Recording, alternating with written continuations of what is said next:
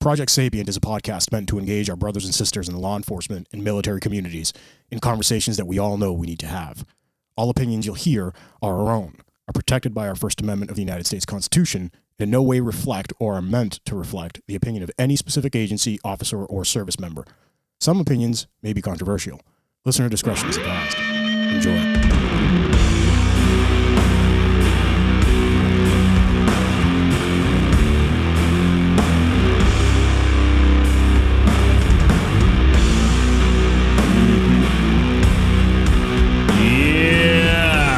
A little bit of a different tone. I like it. What do you think? It's got anger, sexiness. Yes. All in one. Everything. All in one. That's why I'm wearing my DILF shirt. This is what goes through my mind. Yeah. Jesus. Bow now. Guys, Project Sapient. We want to say thank you to all of our support, all of our listeners, thousands, tens of thousands around the world, man. This is fucking awesome. Please get on YouTube and subscribe. YouTube is still giving us shit. It's growing, but it's not nearly growing as much as the podcast is. But so please get on there. Help us out. We want to thank our supporters, HavokJournal.com, GymJunkies.com, VectorShields.com, WellnessForWarriors.live, LiveBoston617.org, EagleEyeFirearmsMA.com, ODKit.com, Guntrack.app, and our new one, Lisa Houlet, Houlet-law.com. She's an awesome attorney out of California. So, I know we have a very special article. Yeah. So today I decided, in keeping with the I guess what we've been doing week after week, especially in June with PTSD awareness month, I figured why don't we do one of my articles that I wrote from Havok Journal back June 7th of 2020, and pull it out. Yeah, I called it "I Came Back, but Not Really." I came back. Yeah. But not really. Exactly. And I just want to add, actually, today, June 14th, is the Army's birthday. June 14, 1775. Yep. So that's when we're recording it. It's coming out next week. Yeah, not 1775. We're recording it today. Let's put the music back on.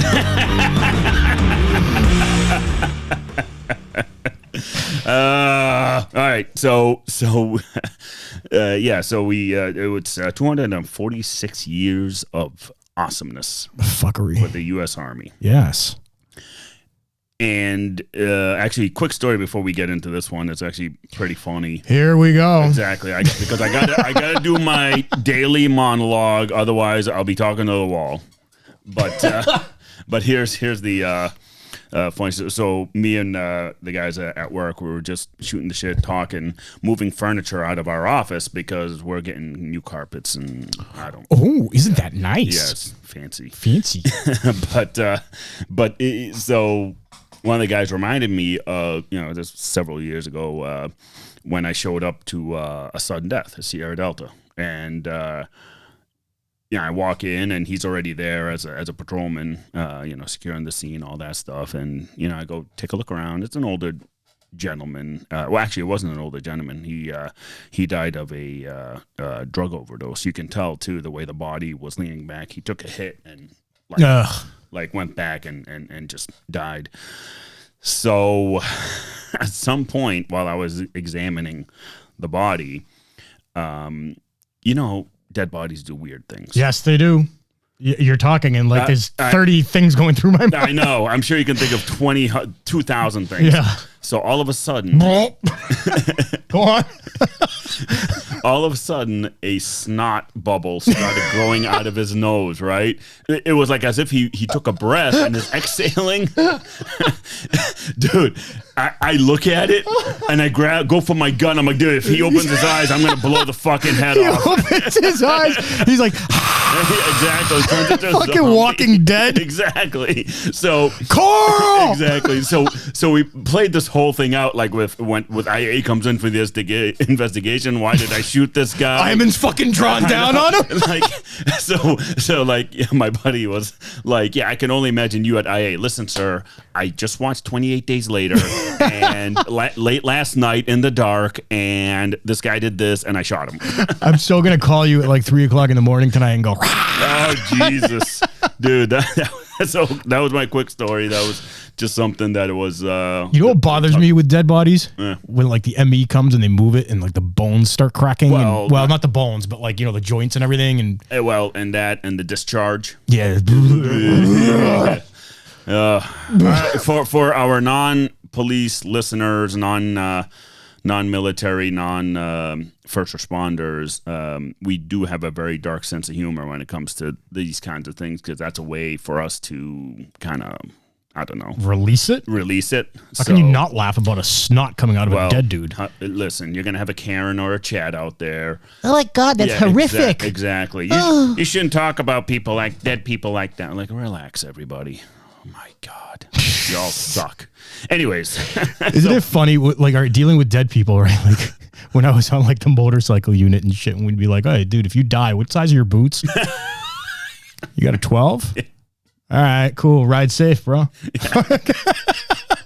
Yeah, we do the same thing. Ride safe, man. On SWAT, like, hey, yeah, you die, I'm gonna take your blue bolt for the sins. You know, like, what number locker you got? Yeah, exactly. All right, let's get the article. All right, I know we went way off course here, but it's all good. It's all good. That's the way we do it. So this article I wrote, again, I wrote it specifically, June 7th, 2020, PTSD Awareness Month in the month of June. Mm-hmm. So... we going right into it? Yeah, we're going right into it. So a lot of craziness out there in the world. And I thought I'd actually share some of my experiences on paper. So now I'm doing it on the podcast. So so many veterans are suffering every day. We see it all the time. Veterans across the country commit suicide every day, and I think the general number is 22 a day. The VA, the Veterans Affairs, have come a long way, but still has a lot of work to do, because PTSD is truly the invisible wound that no one sees.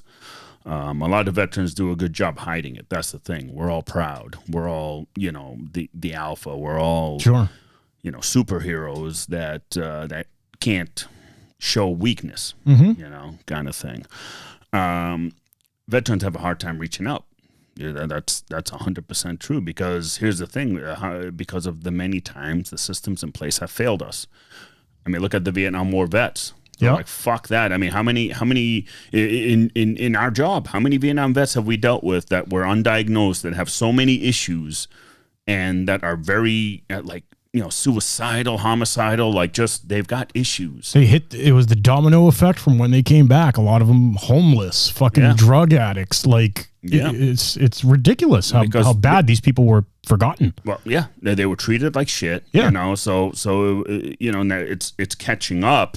It's caught up actually now, and there's just so many stories of veterans that just actually want to die, whether it's suicide by cop or by other means.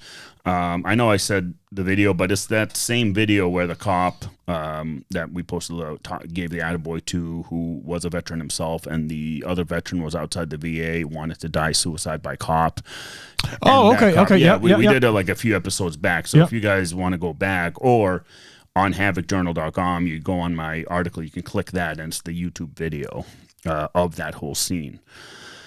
But this video was tough for me to watch. I felt the pain in both of them. They were both veterans, and one of them being a veteran and a cop. So a few years ago, I had to deal with an unstable veteran on the verge of suicide. It didn't amount to the video, but it could have gotten that way. He was in my cruiser. I took him to a local psych hospital to be admitted. He was a Marine. He saw his fair share in combat in Afghanistan. His voice would break up here and there as he spilled his story to me. I had to keep strong for both of us because I saw the pain in his eyes. Mm-hmm. And I've always hated seeing fellow veterans suffer the way they do. In the end, we only have each other. So now we'll get into a little bit of my story. A couple things I've dealt with out in Iraq. My flight home from Iraq was uneventful. I shouldn't say uneventful. There was plenty of drinking. It was full of laughs. Tired soldiers who just wanted to get home. We landed in Dublin, Ireland, for a quick stop to refuel. The company exit, we all came out of the plane, stretch our legs, walk around the terminal. Bars were open, so understandably, we went and drank to oblivion. Yeah. Especially in the morning. It's like early morning in Ireland, and the bars are open. We're like, yep, we're coming. Yeah. What a nice stopover. Ooh, Yeah. just happened to be in Dublin. Yeah, exactly. So all I heard in the background, like while we're drinking whatever, glass break, and some bartender yells out, "Fucking Americans!" I'll never forget that. That it made me chuckle a little because we got back to our flight and back home, because I can only imagine what it was that he's what was going on over there when he yelled that. Right? Yeah. So we landed over at Fort Dix, New Jersey, and what are you doing? Nothing. Just keep talking. Keep talking. Don't worry. Okay. Don't worry. I'm just playing with something. Yeah. Don't look. Just keep going. Okay, you just distracted me a little here. So you landed in Dublin. You got shit-faced. Yeah, got shit-faced. So we got home and we landed at Fort Dix, New Jersey. The cheering was louder than the plane engines itself when we landed. We came to a stop and began to make our way to our assigned backs. I rested my head on the pillow bed. I couldn't sleep. It was the same for the other soldiers. It all came flooding back. It had only been a couple months since I witnessed the last IED strike against one of our soldiers, Staff Sergeant Kyle Worley, who was KIA November 6, 2005. That was during an operation, a combat op that we did. And is that him? Yep, that's him. And he died during that morning. So the next morning, none of us were asleep. Obviously, we made our way to a briefing from a representative from the VA, and we learned that we were going to be on base for 2 weeks to reacclimate to society, which is bullshit. They pointed out that we were not the same, which was in fact true. Everyone in the U.S. has moved on while we were stuck in time. So we were still, essentially what they're saying is we were stuck in one type of setting, which is war, while the rest of the world was just moving on. Again, I don't want to get all Jordan Peterson, but you know who Jordan Peterson is? No, the psychologist. He's a Canadian guy. He's fucking amazing. I've sent you a couple of YouTube videos. Yeah, that's right. He says it for what it is, but he's brilliant. Yeah. It's almost like they were setting you up for failure from the things they were telling you. Oh, yeah, no, but 100%. Hey, the world's moved on. You're fucked. Yeah, right? And you're like a young kid. You just experienced fucking war and combat. Yeah. Oh, okay. Yeah, thanks. Yeah, I think when I was 22 years old when we came home and younger, you had guys younger than that. Yeah, I mean, here's the thing. This is the best part. Another good part about it. And the representative said that if we're having a tough time, to let them know. Then we learned that we would have to stay on base even longer if we had issues. If you had issues. Fuck that. Yeah. We all wanted to go home. So I thought, I was like, wow, what a great incentive. Go home or stay on base. That's a big toss up. What do I want to do? So you're on U.S. soil. Yeah, let me stay here. Yeah, fucking last place I want to be is on a military base. So I went to the kiosk to talk to the VA rep and told him I'm good to go. And we walked out of the briefing and made our way back to the barracks. As we're walking to the barracks, a loud boom went off. Ugh. And my heart rate skyrocketed. I scanned to the direction of the sound. It was a tractor trailer bouncing over speed bumps. Yeah. And when they make that loud boom, to me it sounded like an explosion. Sure. So I my heart was freaking going, and I'm like, holy shit. So I took a deep breath and said to myself, all clear. Hey, it's still good. You're damaging your body at this point. Well, yeah, I mean, and your mind. Well, here's the thing. I mean, when I came home, my heart or my adrenal gland never turned off. I had a resting heart rate at 110 to 115. That was my resting heart rate because my adrenal gland never turned off. And this is something I learned later on by my primary care physician who had me see a heart doctor, and I had to get on medications to balance it out. Well, to basically tell my adrenal gland stop, to get it back regulated the way it should. Yeah. So that was just a whole separate thing right there. So, 2 weeks went by. We made it back home. I didn't tell my family I was coming home because I would just, surprise them. And part of me didn't know how, if they would even show up if they knew where, that I got home. Yeah. Which we know the whole story behind that. So I got a ride with one of my battle buddies. He dropped me off at my house. It was late in the evening, knocked on the door, was greeted with excitement. My brothers and sisters ran up to me, hugged me, same with my parents. After things settled down, I grabbed my gear, headed down to my old room at my father's house. He finished the basement, so I had my own room down there. There was a full kitchen, full bathroom, living room in the basement, dining room, 2 bathrooms. So I basically lived in my own place. Yeah. I opened the door in my room. Nothing had changed, which I liked. I still, everything was still there. Yeah, I'm like that too. Metallica posters, Pantera posters, banners. I had Bruce Lee posters everywhere. Everything looked the same. Not one thing was moved. Mm-hmm. I showered up, got myself ready for bed. I laid down. I couldn't sleep. Echoes of soldiers screaming rang in my head. Various sounds from Iraq stayed with me. I sat up, went to the living room, turned on the TV, and sat on the couch. And before I knew it, it was morning. And I remember that day or that night, I mean, I was almost doing that almost every night, where I'll just couldn't fall asleep because there was so much, again, noise. So much noise. I just got home. I'm like, vigilance is still there. Yep. I hear a creak in my house and I jump up. Yep. I want to see what it is. I want to attack, So about 2 weeks went by and it was still the same. Hardly any sleep, sitting in the living room watching TV, trying to make the time pass. I took melatonin. That didn't work. I had some messed up dreams that forced me awake. I remember one of my dreams. It wasn't related. Well, it's combat related. Me and my squad, we were running down a street in Iraq.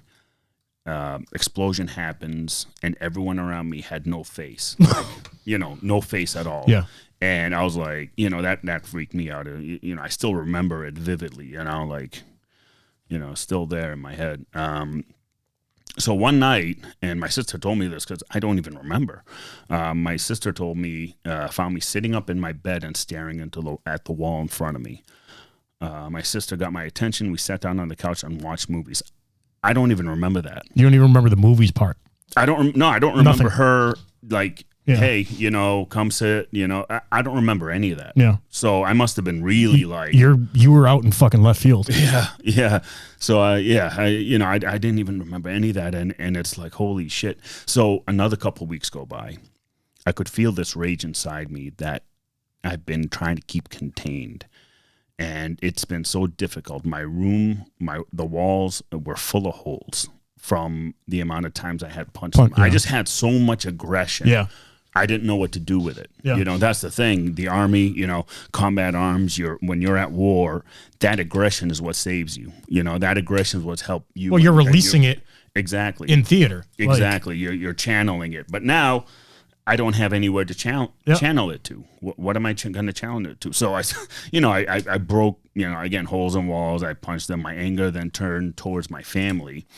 My parents were useless and couldn't figure out why I was so angry, which to me, I'm like, dude, I just got back from war. There's something going on. And I think that's where they are so out of touch, and maybe a lot of families are the same way, so out of touch when their kids get back home from war.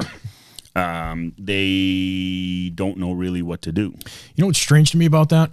Not to get too into your personal life, but the cultural aspect of it. You guys came from war. Yeah. You were raised in war. Your parents weren't young. No, they went through the Liberian Civil War and then Lebanon. So do you think maybe it was a little bit of a denial thing for them? Oh, no, it was definitely denial. It was. Oh, yeah, no, it was definitely denial. My parents, one of the conversations I had with them was, if you killed Muslims, that's bad for you. You'll go to hell. I was like, really? They actually? Yeah, they actually said that. I'm going to keep quiet. And I flipped. I flipped in ways that, all I saw was red.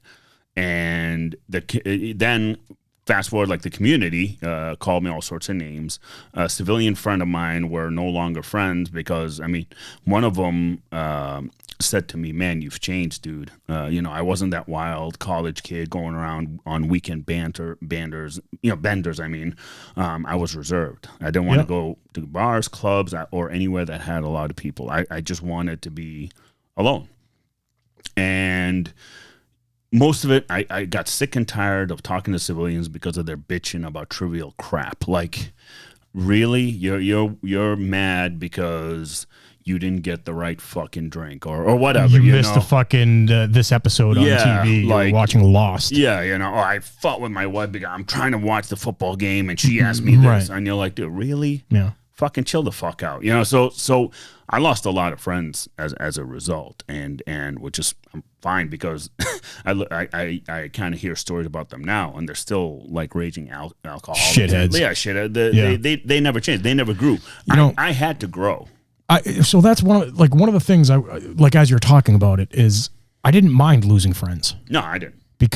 And I didn't mind me changing through my experiences and all that, right? Because you're not going to change how you've changed, right? Life is life. The universe is the universe. It's going to change you. It's done.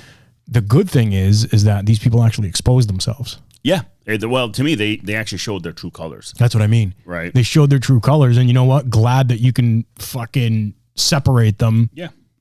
Toss them away, and they weren't good for you. No. One of them, I remember this when my son was first born. One of them I still was in contact with, and when we were living in Dorchester, it was back in 2008. And I wouldn't see him that much purposely because I kind of kept my distance and whatnot. And he wanted to come over and see my kid. He showed up and he reeked of booze. I nearly threw him out of my condo. I was like, yeah, we're going to keep like in my head, I'm like, all right, well, I don't want to scare my kid because I'm holding my son. And so I'm like, I'm going to keep this brief and he's going to get the fuck out. And he went out. I fucking erased his number, blocked it. I'm like, dude, nah, I'm not bringing this into my Showed up to your house fucking shit-faced. Oh, yeah. Yep. I fucking never forget that. Even my wife. To see your baby. Yeah. Yep. That again. You're a better like man than me, dude. I would have thrown him out the fucking window. I would have thrown him, but I had my baby. Right. I was holding him. So again, I wasn't that wild, crazy kid. And I remember going, meeting up with one of my cousins. She, me and her, we used to work together at a doctor's office. And I remember she saw me and she said, "You look like you've been through hell." And I didn't think, because I was like, "Hey, how you doing?" Like I didn't really, but I guess the eyes, the face, all that. And I didn't realize, I realized I didn't like any of those labels. Whatever, it made whatever I was going through real. What do you mean you didn't like the labels? Well, like you've been through hell or you're a combat vet, you're a war vet, whatever. To me at the time, it made it real. Like it really happened to me. So now I got to face it. I got you. You know what I mean? Yeah. So I didn't want to do that. So I ended up doing the wrong thing. So that's where I was confused. I was like, you weren't facing it. I wasn't. Okay. I did the wrong thing and went right back to work and right back to college. Yeah. Okay. And that I should not have done at all. Yeah. And I sat taking phone calls, dealing with patients, insurance companies, whatever. One day I looked around and I said, nope, not me. I ended up taking the police exam and eventually became a cop because to me, that stuff was so trivial. Like I'm like, no, that's not me anymore. Yeah. Like, something inside me woke up and it took war to kind of get him up. And, whether it's the wolf, lion, fighter, whatever you want to call it, that dude in me woke up. And now I'm seeking for something more. Yeah.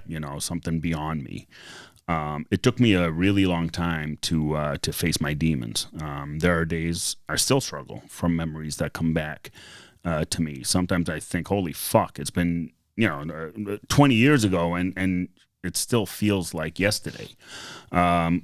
My VA therapist says that is very normal. Only recently I've taken my therapy seriously. Back when I wasn't, it was like, whatever, I'll deal with it myself. And one thing would lead to another. I'd drink heavily. And then when you drink heavily, you get even, your memories get even worse. Right. Because again, alcohol is a depressant. What is it going to do? It's going to bring all that bullshit that you have harboring and hiding out to the world. I want to make a statement. Yeah. And tell me if I'm wrong from your experiences. I don't think I am from my experiences, but sometimes there's nothing wrong with dealing things yourself. Yeah. You can get a lot done. Yeah. You know what I mean? But there's nothing wrong with reaching out and talking to someone. It's not going to hurt you. Yeah. No, I agree. And I think, again, it was because of the bad taste we got from the VA. That initial meeting, we were all like, what the fuck? And then I did try the VA after on a couple of occasions, and it was such a fucking... Was it too clinical? No, not clinical. Like, it was too labor intensive for me just to make a fucking appointment. At the time, I'd have to call this number, which is in Buffalo, New York, to fucking have them schedule me to see a doctor in Brockton.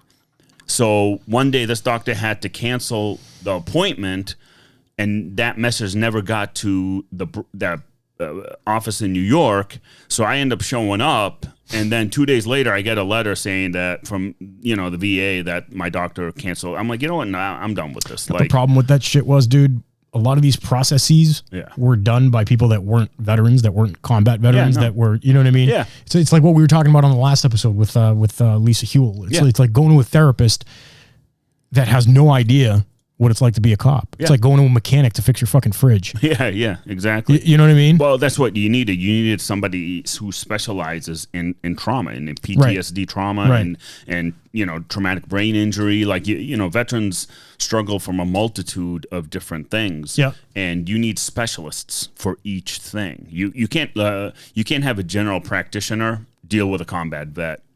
That's right. You just can't. It's not to say anything bad about the GP, right? Oh, no.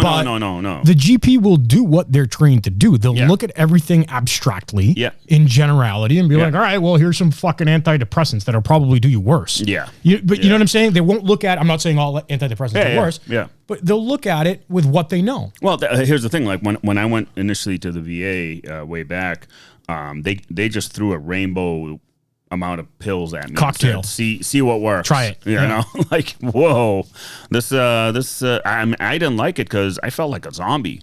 Yeah. Because it was like, holy shit. Are they, like, to me, all of a sudden it turned into, are you trying to suppress who I am, or what are you trying to do? Numb me? Like, well, it's almost they're trying to numb you. Like, not to deal with whatever I veg you out. Yeah, exactly. That's the way I felt. I felt it was bad. So, I had to get off a lot of these meds just to be able to do my job as a cop, because again, we need to be, right on all the time. So at first, the therapist at first didn't work out. I ended up leaving. So then I stayed with the psychiatrist, and I thought, all right, well, let's try the med routine and see what see what happens. So, but every time I look at those medications, I don't know if I'm sure other veterans feel the same way. They remind me that I never really came home. Right. That's the thing. That's one thing that is always said to me is part of you is still in that war. That part of you will never come back. It's there. It's fighting forever. And I even told my family once, I said, listen, the kid you knew, he died when he went to war. Right. This is now who you have, and you can't change it. No, you can't. There's no way. I mean, I've heard and read studies where, those who got like traumatic brain injury, where I got like a minor traumatic brain injury from a freaking head-on collision, and it must have changed my personality, because I've read that when the brain gets knocked so hard against the skull, sometimes your personality changes. Of course it does. Because the chemicals are all freaking jumbled. Well, it's that, and just look at all the parts of the brain, dude. Yeah. No, I totally understand. And it's like there's so much more science coming out now over the last few years about that, where, you're never going to be the same. It's just stuck with you, and a lot of my friends who are cops and combat vets, I mean, to them it's like a twofer, trauma at work and still trauma they're working on from war. So to us, it's like we're doing a double. Exactly. A double thing all getting the time. Hit from both sides. Both sides, and it's very important for us to learn how to navigate that, right? I was saying to someone the other day, right, these lives that we live and lead and have led, it's a storm. Yeah. You can't deny the storm. No. You're in the ocean. Yeah. The only thing you can do is navigate the ship. Yeah. And you need to realize that you're the fucking captain of that boat. Yeah. You're going to be in the storm. The storm's not going away. No. It'll never go away. For you, for me, for anybody. Yeah. Just navigate that shit. Yeah. And bring on the teammates and the crew that you think can help you fucking navigate. Yep. I mean, I'm talking to one of the from Wellness for Warriors. They referred a veteran, who's struggling, and just me and him talking, he feels so much better. Yeah. He was in a bad way, and now he's actually going through the process at the VA to get himself services and whatever else he needs.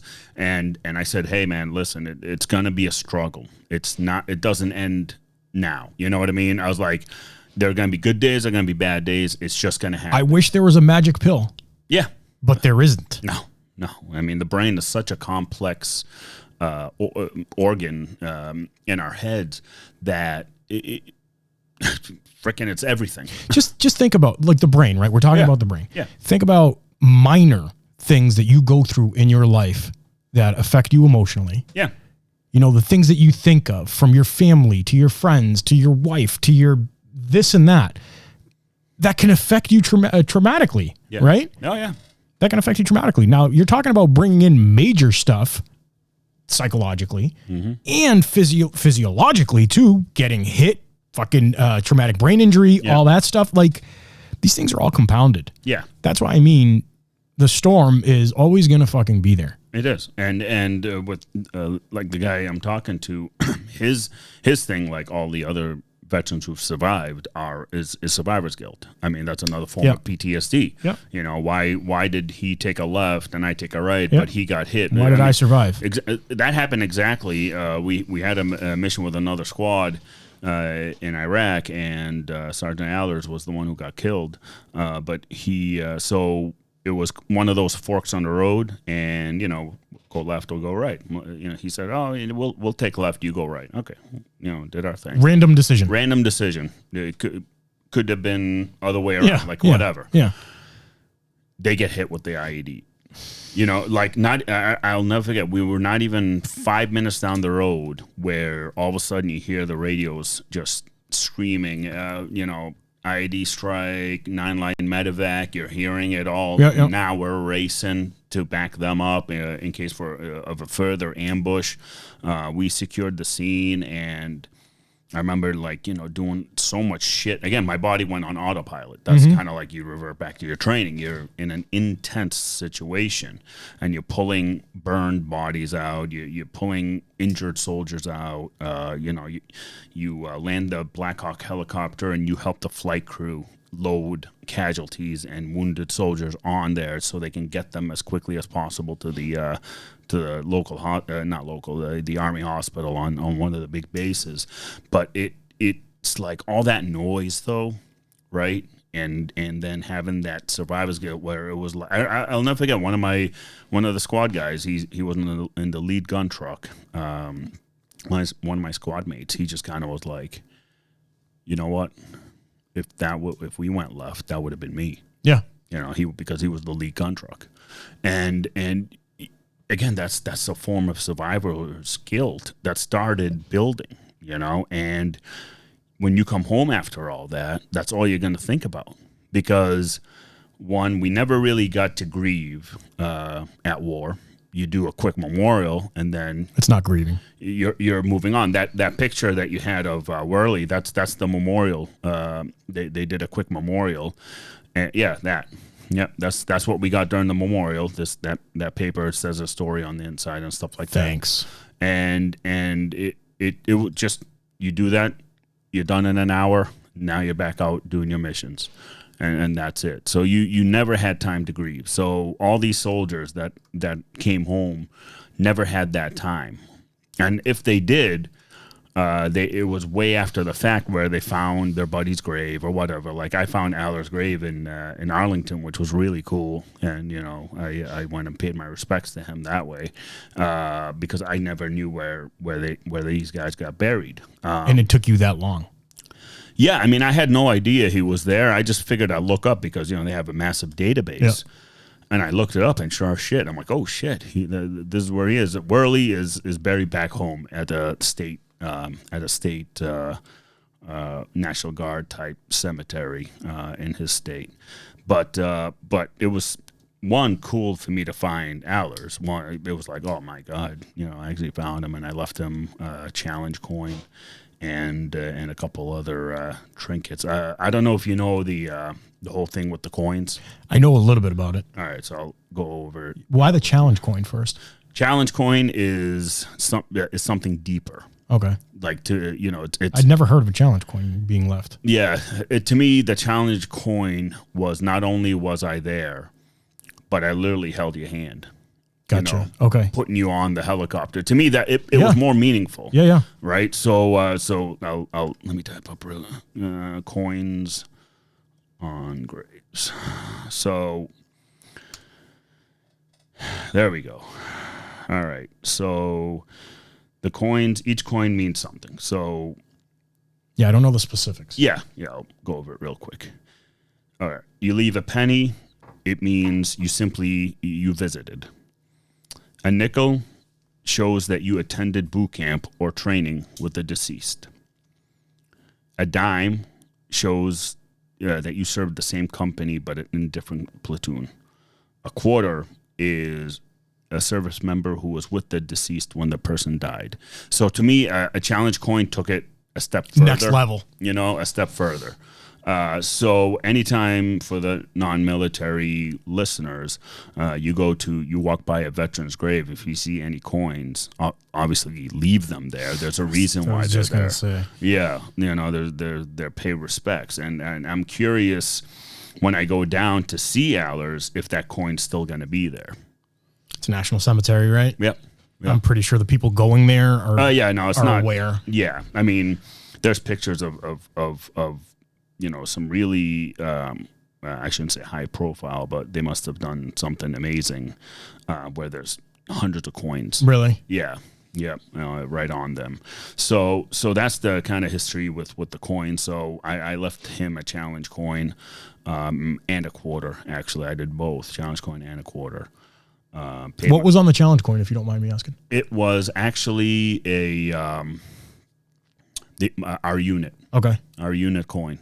I left because I had it with me, and it was funny because I had it with me, and it just so happened that I had it. You were like, perfect. Yeah, this fits. Yeah, and I took it and I put it right on the grave. So it's again, the survivor's guilt. Why? Because I remember between the both of them, me, I'm a single guy. I didn't have any kids. They have little ones, right, to come home to, or they had little ones to come home to, right. And now their kids growing up without knowing who their fathers really were. Yeah, because they were too young to have any memory. You're talking infants. So it's I mean, that stuff is real, when it comes out, and all that noise you hear is I mean, there are times where I'm sleeping. This is even more recently where I woke up and I said, oh, there's too much noise, because whatever dream I'm having, it's like a lot going on. Right. And I'll end up staying up, so I'll end up staying up and awake. And, in the end, the reason why, one of the main reasons why I wrote this is, fellow veterans, even law enforcement, first responders, go ask for help. Yeah. You know, we have great organizations out there like Wellness for Warriors. Save a Warrior is the new one. I'm actually getting in touch with them now and talking to them, see if they'll come on the podcast. There's so many out there that will help, and they're free and confidential. Yep. Cops, you know, law enforcement, if you don't want to go to your city's peer support, whatever, because I get that thing too, because I get that feeling like, I don't know. Yeah. Go to the outside. Well, let me add to that. Even if you are going to your peer support units or doing any of that stuff, go to the outside too. It's not going to hurt. No. Because the outside is going to be people that know the job, that understand the job, that are human beings. Yeah. It's going to be people like you and I. Yeah. You know what I mean? Yeah. Which we've done some of this stuff. Yeah. Without giving up anything. You know what I mean? Yeah. Yeah. And we've helped people. Yeah. So it's not going to hurt. We're not going to look down on you. We've been through shit too. No. You know what I mean? No, that's the thing. And actually, Wellness for Warriors sent me a quick message. I'll actually read it because it was pretty cool. Again, you see that, right? I'm not going to name names or anything specific. You know, he says, Ayman and I have been emailing back and forth a bunch. Honestly, I'm really glad I reached out and found your organization when I did. Thank you for everything. You Awesome. know, I mean, that's a win. To me, That's a win. Somebody like that, that's a one less suicide. Right? Yeah. That's one less fallen, officer that took his own life, or a veteran that took his own life. Or it's one more that took a positive step Yeah. as opposed to a backward step. Oh, absolutely. Absolutely.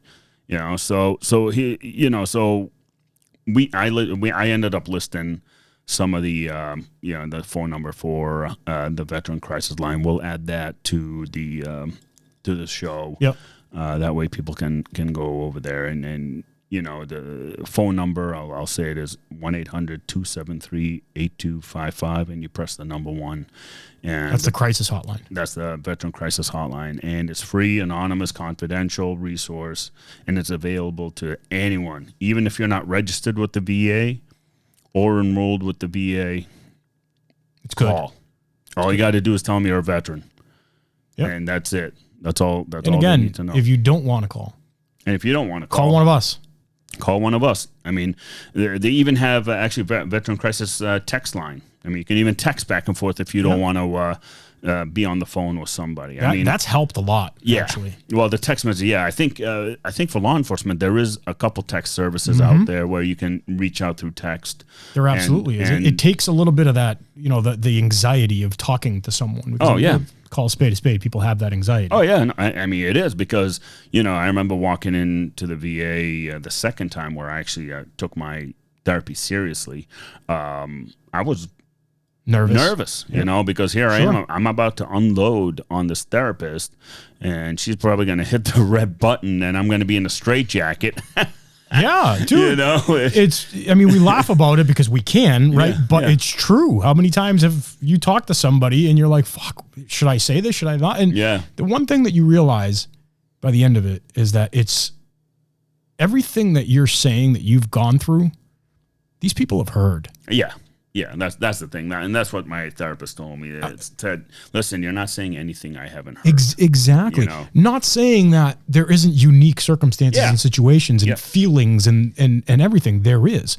But like if you went in there and you were like, I've had some experiences and now I want to become a mass murderer. Yeah, there's going to be some issues. Some issues. She's going to be hitting that red. But that's about it. Yeah. You know what I mean? Exactly. But that's about it. You're not going to surprise anybody. You're not going to. They're not going to think you're fucking crazy. No.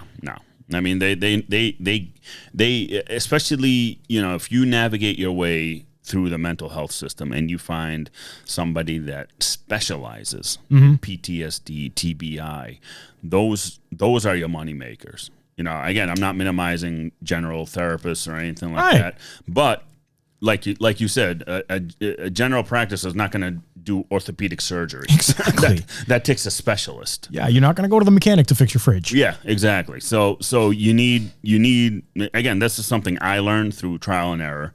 Myself of why you need to actually see a specialist, because a specialist has 10 times more. I mean, even with the specialist, I got hooked up with like horse therapy, equine therapy, they called it, where you're hanging out with horses on a ranch. It was awesome. Yeah. It was awesome. All these things that you wouldn't expect. No.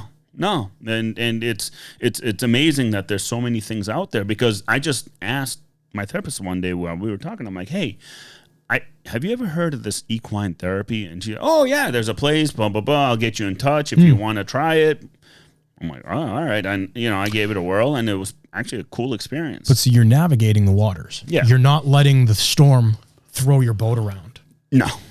And I mean, and you know what I mean? Well, and I mean, again, there are going to be times where it's going to get rocky. Of course. I mean, no matter what, no matter how much you try, but again, though, you're given tools to help you mitigate that, whether it's breathing or thinking of something else or whatever exercises. It's like training. Yeah, well, that's what it is. You got to train your mind. Exactly. We as first responders and military, we train so much in physical fitness that we neglect mental fitness, and that is an organizational problem. That is a fundamental problem in the organizations. We talk about it all the time. Yeah. And we're starting to see very minor change, and Project Sapient is bringing about a lot of that change. Yeah. You know what I mean? So there's absolute. Did you finish your whole article? Yeah. I didn't mean to cut you off. No. Yeah, I got towards the end. So yeah, we're good. Look, what you had been through, you've been through. That's the reality of it. Yeah. And you're navigating the ship, and you're helping others. You're being part of that boat crew. Yep. You know what I mean? Yeah. You know full well that the storm is there. It's always going to be there. Oh my God, yeah. I mean that's the thing. Even these days, when a tractor trailer goes off, I'm still like, sure, what the fuck? Of course, dude. No matter what. And I'm sure it bleeds over into the policing aspect. It bleeds over into the law enforcement aspect. Yep. There's a lot of that shit, man. But we have the resources. We have the national hotlines. We have the wellnessforwarriors.live. We have all that stuff. Yeah. You have your friends. I guarantee you guys, people listening, that there's some people that you wouldn't expect that if you did call and say, hey, you want to go out for a beer? I got to talk about something. They'd be like, yeah, let's go. Yeah, exactly. I'm not saying everybody. I'm one of them. But you know what I mean? Yeah. And there's, again, Project Sapient 2020 at gmail.com. We've had people reach out to us. Let me explain, like, people with this type of brotherhood that you have, or sisterhood, where, a little while back, it was like if it was our 15-year anniversary of being at war, and I made one phone call to my battalion commander, and because me and him, been through a few things, and he flew up, no questions asked. Yeah. He just came up, like, absolutely, I'm here. And the rest, that wouldn't, you know who they are. Oh no, I knew who to call and who thing is, though, a connection like that, a combat experience, a combat connection like that, your brothers for life. Absolutely. And that's it. Like, there's no question. I mean, I'm even closer to them than my own brothers. I get that. Believe me, I get that. Even in law enforcement, it's the same way. We have certain people, certain guys and gals on our job that are straight fucking warriors. Yeah. And we connect with them. We've kicked in doors with them. And that is a brotherhood all on its own right there. And for the flip side of that, play the devil's advocate, there's people on our job that you don't want to be anywhere fucking near. Oh, no. Right? Oh, yeah, I'm not I know. Dogging anybody. No. I love all my brothers and sisters, but there's people on the job that are fucking dangerous. Yep. And that you wouldn't want to call for a fucking beer because they'll take that as an opportunity to take advantage of you. Yeah. Yeah. Yeah, no, that's the truth. People I know that are listening to this have been like, oh shit, there's people out there. He's saying it. Yeah. You know what I mean? Yeah. There are. No, there are. There's always opportunists, no matter what. Savages, dude. Yeah. No matter Savages. What. So today Today, again, because of, I want to highlight the shirt I wore today. It says, not all wounds are visible. I actually got the shirt from Till Valhalla. a great veteran company. Till Valhalla. Yeah, a great organization. A lot of their money for their shirts and whatever else they sell, they send out. They actually make plaques for soldiers that died overseas and send them to the families. Really? Yeah. Here, let me get you on there. Show cool. the shirt again. Oh, yeah. So there it is right here. And it's made by Till Valhalla. And on the back, I don't know if you'll be able to see it. Yeah, let me see the back. Bend down a little bit. PTSD awareness. PTSD awareness. In this family, no one fights alone. I just wanted to look at your butt. I'm sure. It's been looking rather good. I've been doing a lot of squats. My glutes are fucking tight. Yeah, they are. No, man. Yeah, but it's it's real stuff, and it is. You know, between law enforcement and military guys and gals, and like reach out. In the end, I mean, I think that's what I want to give as advice. Reach out. Reach the fuck out, man. You got brothers and sisters. We'll do anything for you. We have organizations. We'll just talk to you if you want. We're not going to push you off to just an organization. You want to fucking chat about the rain? Yeah. But you know what I mean? Like, fucking reach out, dude. Mm-hmm. Wellnessforwarriors.live does so much for us. What was the other one that Lisa Huell was telling him? Save a Warrior. Save a Warrior. Out in California. Dude, there's all this shit. Yep. Enough. Yep. Enough of the bullshit. Yep. You guys aren't alone. We're not alone. We know that. ProjectSapient2020@gmail.com. So, what do you think, Ayman? No, we're good, man. Good show. Yeah, good show. Good article. Yep. Guys, thank you so much for listening. We want to thank our supporters, HavokJournal.com, GymJunkies.com, VectorShields.com, WellnessForWarriors.live, LiveBoston617.org, EagleEyeFirearmsMA.com, ODKit.com, GunTrack.app, and Hule-Law.com. Thank you so much. Stay safe. Stay sapient.